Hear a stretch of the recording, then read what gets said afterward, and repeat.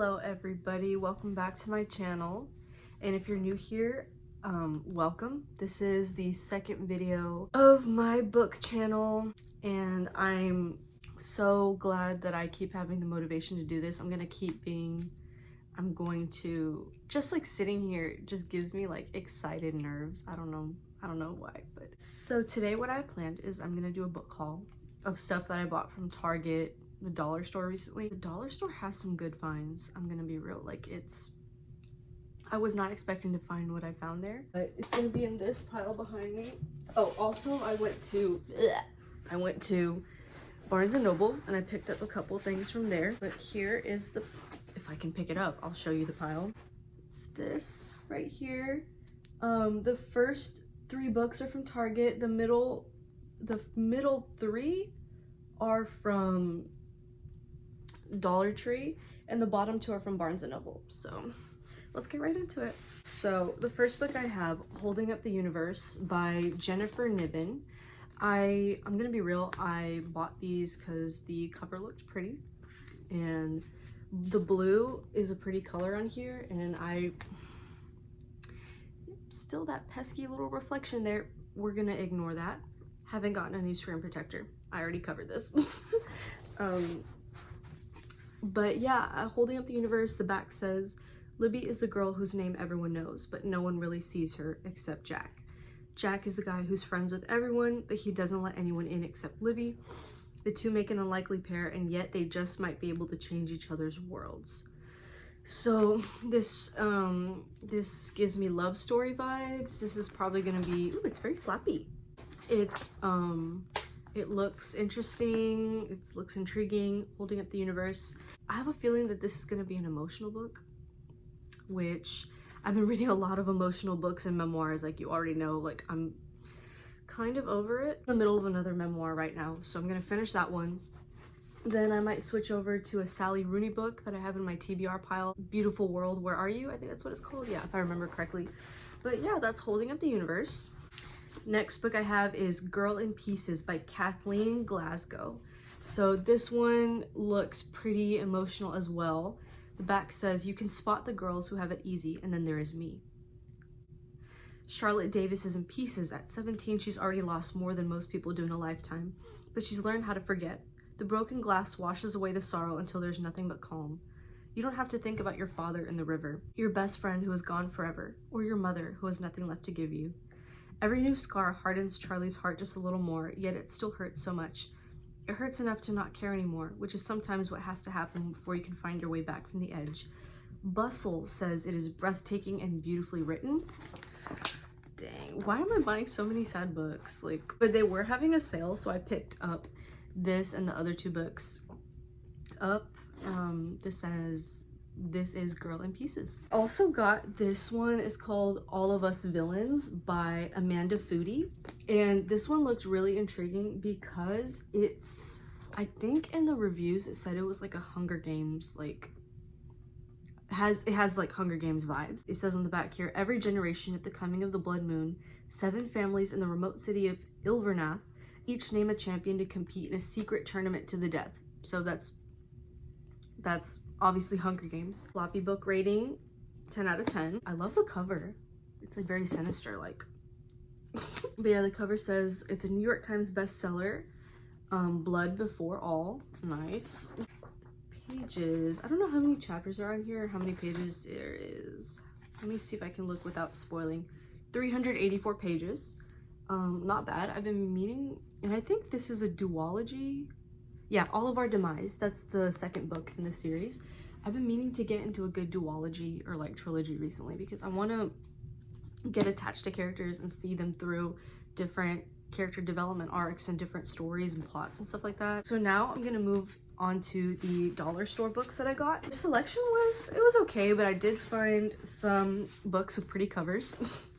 First, I have The Curiosities by Susan Gloss. As you can see, the cover is like really cute, so that's why I picked it up. It has like paintbrushes and like flowers on it, and there is something, I think the character is like an artist or something, and I'm just gonna read a little bit of the blurb on the back. Nell Parker has a PhD in art history, there we go, a loving husband named Josh, and a bungalow in Madison, Wisconsin. But Nell's last pregnancy ended in the second trimester, and her husband encourages her to apply for jobs rather than pause to grieve. Ew. Believing she needs something to focus on other than the baby that may never be. So right off the bat, I'm feeling we have another emotional book, some self-discovery, some grief, some processing grief, trauma, things like that. So, and I like that the character's an artist, or she's into art. Like, that's really cool. I never read books where the character's an artist. I think this may be my first one, so that's interesting. Next book we have is Shine On, Bright and Dangerous Object by Lori Colwin. Again, cover. This'll be a common theme. This will be a running theme in my videos where I pick books with cute covers. So that's Shine On, Bright and Dangerous Objects. Los Angeles Times says it's seriously good, deep, and rich. A little bit of the backstory. When Sam Bax, a charming daredevil of a Boston lawyer, sails his boat into a storm off the coast of Maine, Elizabeth Ollie Bax, his wife, is widowed at 27. Nice. Yikes. So she, again, self-discovery, rethinking her life and her love. She becomes close to Sam's brother, Patrick, and begins to realize Sam's recklessness and passion may not be as foreign to her as she thought. So, is she gonna fall in love with the brother? Ollie grieves the husband she probably would have divorced, so she didn't love him to begin with. This author died in 1992. Damn, this sucks. But yeah, this is a thin little baby book to read. Hopefully, I say that with heavy quotes, hopefully I should fly through this because the semester's over. So I'm gonna have a lot more time to read. Medium-sized font, I would say. That looks pretty good. And so that's that one. Next book I got, so this is like a weird random book I found at the dollar store, Paperback Crush. This has like this matte cover, which I love matte covers on books, like chef's kiss. So this is like kind of a big book. She a thickie. Yeah, she's a thickie. And this is basically like, it shows the totally radical history of 80s and 90s teen fiction. I guess it's just about like books from the 80s, like kids books. Yeah, like there's a lot of pictures in it, as you can see, of like various book covers. And I love the color themes of this book. Like the 80s were a very vibrant like era, so there's a lot of like colors in it and stuff. I guess, yeah, it like talks about like just the different genres you can find in like teen girls books and just teenage books in general. So yeah, revisit teen fiction's golden age, a time when girls and their experiences were front and center and reading was just plain fun. Discover or fondly remember these beloved books and many more. And that's the back cover, and yeah, that's Paperback Crush. These are the two books that I got at Barnes & Noble. I have Middlesex and A Tree Grows in Brooklyn. So those are the two books right there. Middlesex, I heard about it because I watch Emma's videos, or Emmy. She'll be Emmy, that's what she's called on YouTube.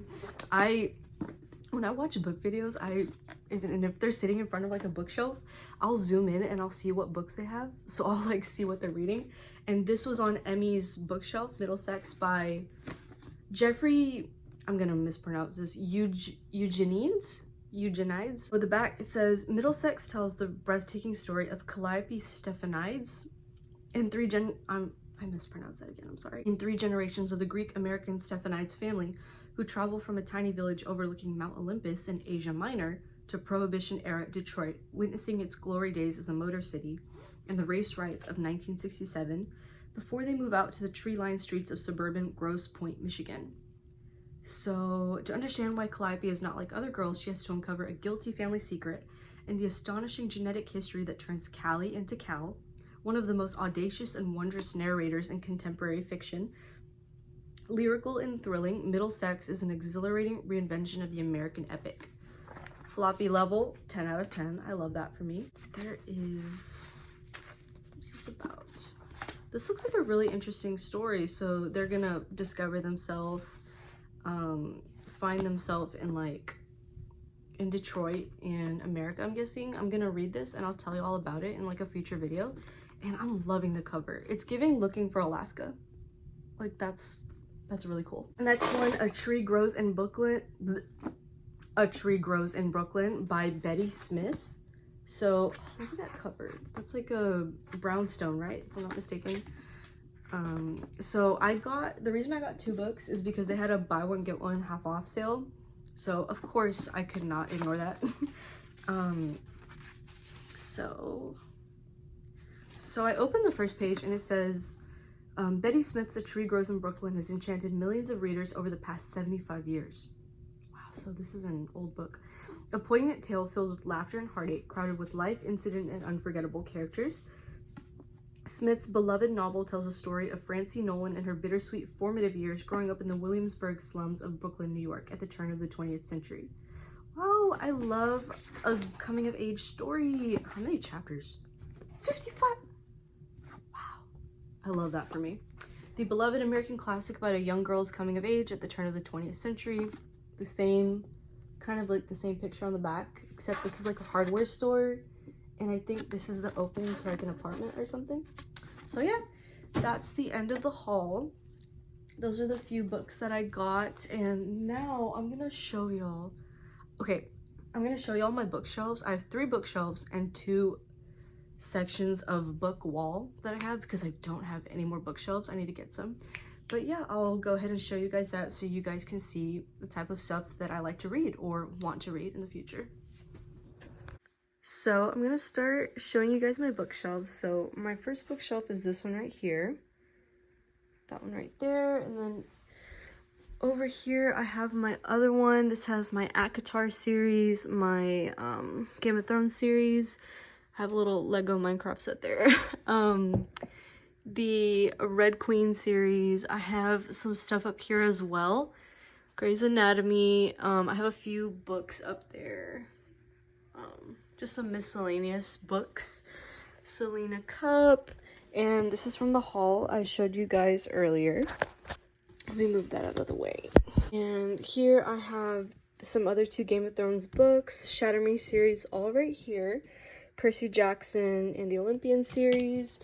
I have a stack of books right here. This is Eclipse, Emily Henry, Happy Place, just some other miscellaneous stuff. This is the new Percy Jackson book that came out recently. I have to read that. And then I have more Rick Riordan right here. Rick Riordan was literally my childhood. His books were all I talked about when I was little. I was such a fangirl. And I have some Tolkien, Pygmalion, My Fair Lady. And then down here, here's my reading journal. I'll show you guys in a separate video. I'll walk you guys through it and how I do it. It's pretty simple, so I'll do that for a separate video. I have more Rick Riordan right here, Divergent series, Harry Potter. I don't have all the books here. I think they might be in a different bookshelf. I have A Court of Thorns and Roses, ACOTAR, the first book in hardcover. And I also have Breaking Dawn here. Breaking Dawn looks like that because I thrifted it, so I would never do that to one of my own books. I have some poetry books right here as well, all in this little section right here. I got this, I think I got this Mirage at, yeah, I got it at Book People. If it'll focus, I got it at Book People in Austin. Maze Runner, Ash Princess. What else do I have here? I have some Agatha Christie. This is probably my favorite shelf out of all of the shelves on my bookshelves, because they're all like so almost for the most part symmetrical like that. It's just satisfying. So I have a bunch of John Green, Jojo Moyes, Summer I Turned Pretty, and I have a few miscellaneous books right here. I have my Emily Henry books, and here I have, ooh, God, I have Dead Poet Society. I have Magic Kingdom for Sale Sold. I read this when I was little and I kind of want to reread it. What else do I have here? The Court of Mist and Fury. That should probably go up there. Message in a Bottle by Nicholas Sparks. And The Collected Works of Jim Morrison. That goes right there. Ooh, everything's falling. I have... It's so dark in here because it's cloudy outside, but I have Taylor Jenkins Reid. She's one of my most favorite authors ever. literary fiction genius. If you haven't read Seven Husbands of Evelyn Hugo, you are seriously missing out, and you should set aside a few hours and read it. It's literally amazing. And I also have, there's a lot of books in here that I haven't read because I have a hobby of buying books. I have Magnolia Parks, If You Had Been With Me, The Notebook, and then I have Eye of the World by Robert Jordan. I have a lot of Colleen Hoover in here. I want to get more into her books. They seem pretty simple and like short to read. I've already read Ugly Love, which, if you know, you know, that is a terrible story. Very poorly. It was so bad. I have Twilight, some of the Twilight series. I have Mouse 1 and 2, Sophie's Choice. Why am I so out of breath? Oh my god. Forgetting Tree. And I remember this author came to my school when I was younger. I forgot how old I was, but he came to my school and started talking to us about his books and stuff, and they're really, really cool for that age. Then, if we go over here, this is my Elvis book collection. It is pretty hefty. So far I've only read Elvis and Me by Priscilla, and that was a pretty good read. Maybe I'll do a video someday where I read all of these in like a week or something, which that will be pretty difficult for me, but we'll see. And then if I set this down here, and over here I have my miscellaneous book section. This is just a few books that I set together because they're not really part of a series. I have A Little Life here, which I've yet to read. I've heard that it's severely heartbreaking. Like, it's so hard to get through it. So I do want to get through it one day. I have not read it. It's just waiting there for me to read it. I read this last year, Jacqueline Woodson. It was a very good story. Frustrating to read at times, but it was overall really good. And then I have Call of the Wrens Group. That's a memoir. Song of Achilles. If you know, you know. I read a few pages of this. I never got back to it, but I will go back to it eventually. I have a few big books here. Stephen King, Glass Sword, these High Green Hills. I have a thriller by Riley Sager here. I watch Haley Pham a lot, so she would talk about this a lot. That's why I got it. Inheritance Games, a bunch of just random books that I put over here. Barbie Uno cards, and I have a Friends game, which I can't even play. I just like to have it because I'm a Friends fan. I also have a bunch of Gossip Girl books right here that I think when you put them together, they form a picture. Yeah. I just don't have all the books right now. I have a bunch of like Love Does by Bob Goff.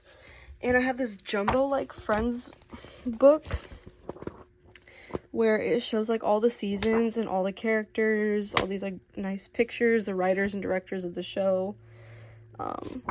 Yeah.